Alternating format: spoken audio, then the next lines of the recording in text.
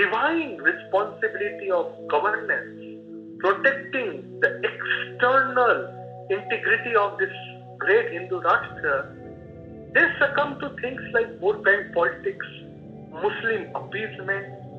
They don't even think twice before hitting at the very roots of this great country, just for some petty electoral gain. And this is one most fundamental thing which I find so striking when I compare the times of Chanakya and the times of today. I still see many Hindu politicians not even thinking twice before eulogizing organizations like SIMI. There are politicians who have gone on record, like Mulayam Singh Yadav of Samajwadi Party, like Digvijay Singh of Congress, who have gone on record or have done some subtle things to support organizations like SIMI, Student Islamic Movement of India, whose sole motive, which is a banned organization in India, whose sole motive is to uproot Indian democracy, India's Hindu way of life through Islamic terrorism. But these politicians, just to get few Muslim votes, don't even think twice before supporting these kind of organizations. And this is what is appalling. This is what is totally unacceptable. This is what is a classic example of adharma as per Gita. And this is something which needs to be totally resisted and totally uprooted.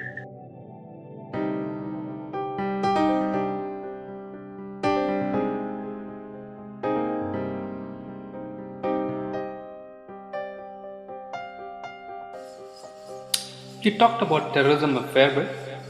How do we combat Islamic terrorism in India? The global war on terrorism is making the terrorists only bolder and creating more new terrorists. When will this war end, and what is the logical conclusion of this war in India? That Islamic terrorism is Islamic terrorism. There is nothing like Islamic terrorism in Israel, Islamic terrorism in US, Islamic terrorism in India, Islamic terrorism in UK, because these are not cultural or geographical or local phenomena. One has to understand why Islamic terrorism is there fundamentally. See, you don't hear about Christian terrorism in Israel. You don't hear about Hindu terrorism in US. Why is it that it is always Islamic terrorism in US, Islamic terrorism in India, Islamic terrorism in Somalia? Why is it always Islamic terrorism? For a very simple reason, that we have to understand the root cause of Islamic terrorism. The root cause of Islamic terrorism is the intolerance in which today's Islamic society believes in. The concept of kafir, this is something which should be debated. What do you mean by kafir?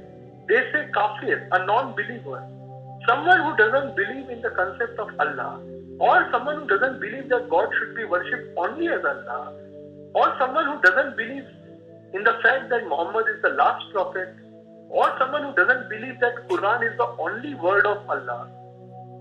If you term each and every such person as a kafir, and you are saying a kafir should either be converted or killed, you are basically saying that there is a school of thought which believes in that 2/3 of humanity should be killed just because they don't call God with a particular name. And this is so foolish. Because as Hindutva has always preached, and as every God-realized person knows, that God is one.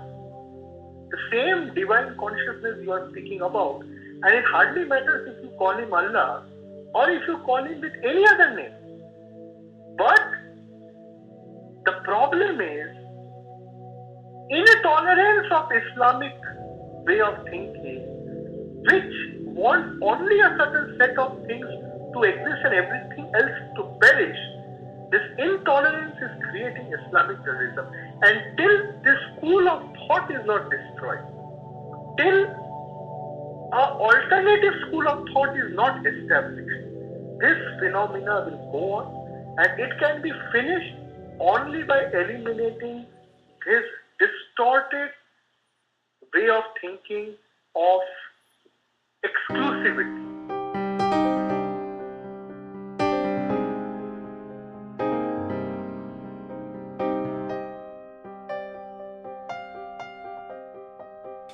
Political correctness with regards to Islam has prevented a rational inquiry and also has prevented an honest debate. What is your viewpoint and your thoughts on that? See, it is very simple.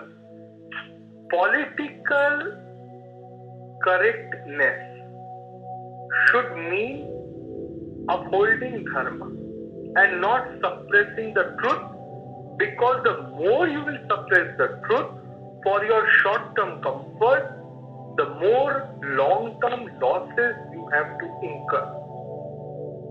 We need to have a frank debate that what Islam stands for and what they actually practice. Because it is a known fact that the intolerance of Islam is the root cause of most evils of today's world.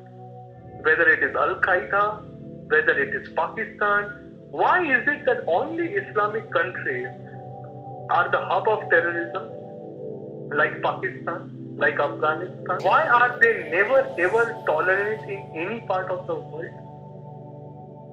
Why in Quran is the concept of Darul Islam, that is a country ruled by Sharia? Because if you follow that concept, then any country which is not Islamic, you will always treat it as your enemy. And then this terrorism will be non-ending. So there has to be a more matured debate. There has to be a more matured discussion. And there has to be a unity among spiritual tolerant people to combat intolerance. Because words and discussions can be a part of the solution but cannot be the only solution.